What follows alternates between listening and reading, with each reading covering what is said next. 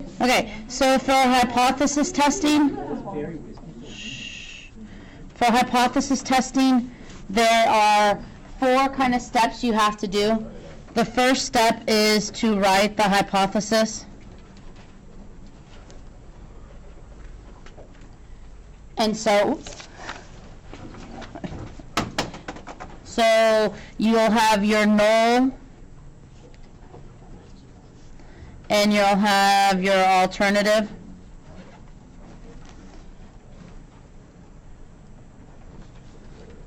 And then remember, you're supposed to state it either in words what the P is or explain what's going on with the P. And so it's always an equal, so we'll say this is 17%.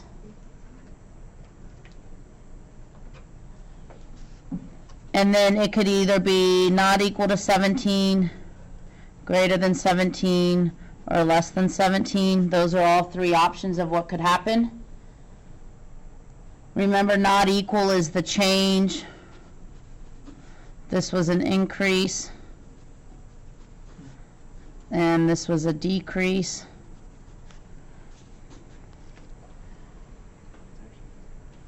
But if you're not writing the sentence here, somewhere you have to write a sentence about what P is.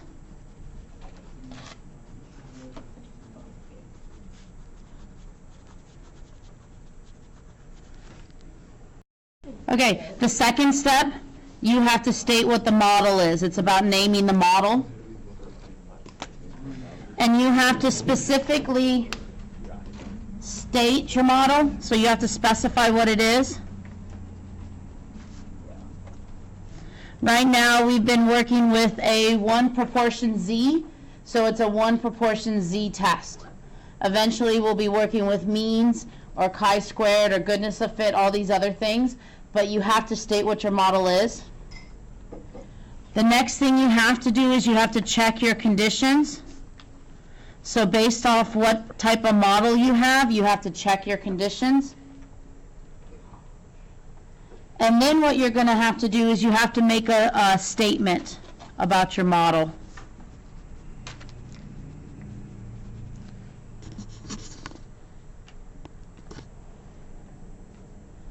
And so an example of that is, because the conditions are satisfied,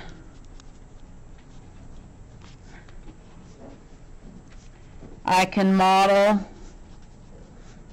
the sampling distribution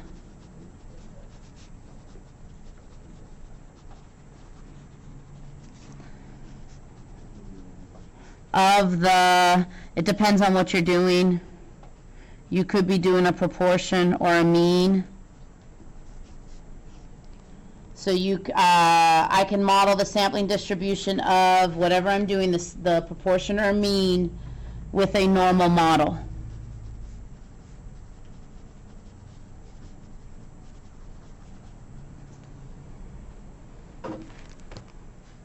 Okay, so sometimes the conditions aren't met. If the conditions aren't met, there's another statement you need to do. Because the conditions are not met,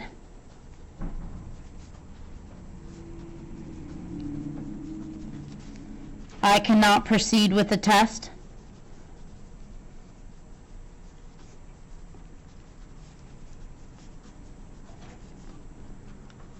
This will not happen that often. If this happens, you need to go back and check again. Okay? Especially on an FRQ or something, they're not going to have 2 pages of work for you to do to stop at the first step, right? They're going to want you to do the other stuff. It could happen, but you want to just go back and double check.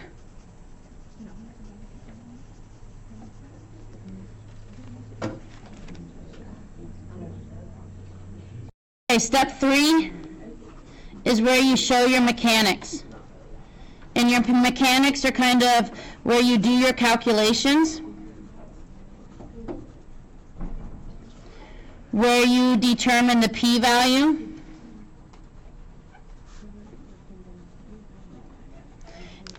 it's blurry,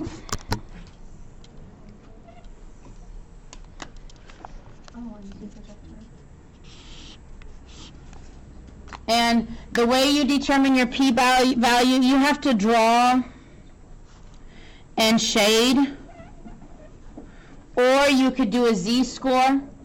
If you don't like to draw and shade, then you have to calculate the z-score. But you also have to show your mean and your standard deviation. You have to show, especially the standard deviation, you have to show that you're using that formula. And it depends on which model we're doing what the formula is. But you have to plug it in and show it. This is also where you can calculate your confidence interval.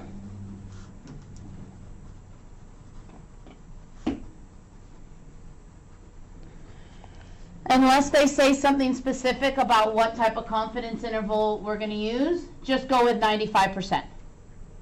That's the standard one.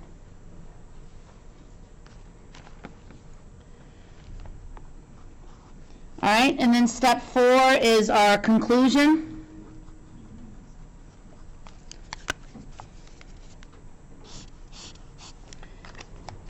So you have to write a statement that's based off the null.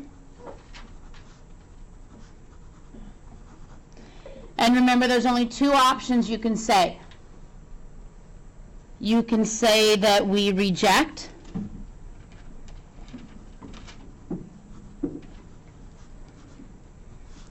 or you could say that we fail to reject, or I fail to reject. But you're never going to accept. It's always you reject or you fail to reject. And we reject when it's a small p value.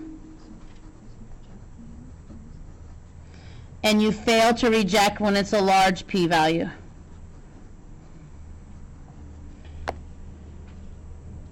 Remember, p-value says, given that the null is true, we expect to get that result that % of the time.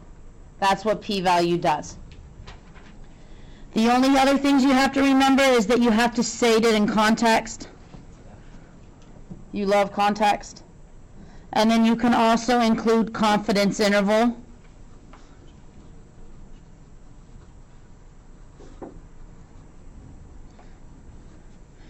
If you reject. I usually won't include the confidence interval if I fail to reject, because I'm not showing anything really happen. But if I reject it, I'm going to include the confidence interval.